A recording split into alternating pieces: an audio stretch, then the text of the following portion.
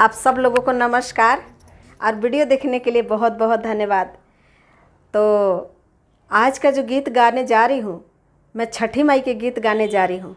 यदि छठी माई के गीत पसंद आता है तो लाइक, सब्सक्राइब और शेयर ज़रूर करें और कमेंट में लिखें कि ये छठी मैया का गीत कैसा है।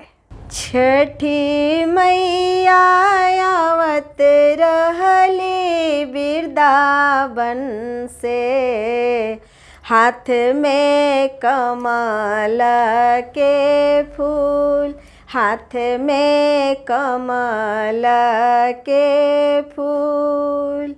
बिचही भेटई ले सेवक लोग, गोरा पर गिरले धाधार, गोरा पर गिरले धाधार।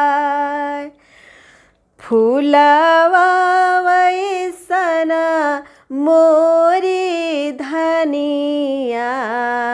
देखिए एक सेवक छठी माई से क्या कह रहा है और उनसे क्या दुख रो रहा है, तो सुनिए।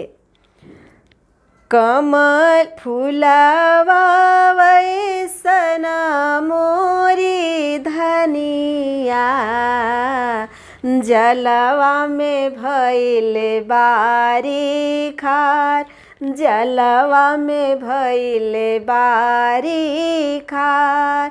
थर थर कापे ला बदनवा,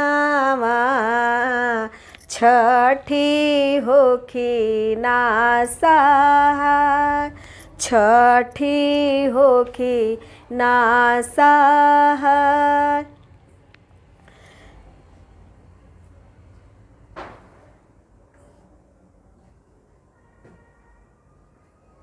छठी मैया आवत रहली वृंदावन से, हाथ में कमल के फूल, हाथ में कमल के फूल।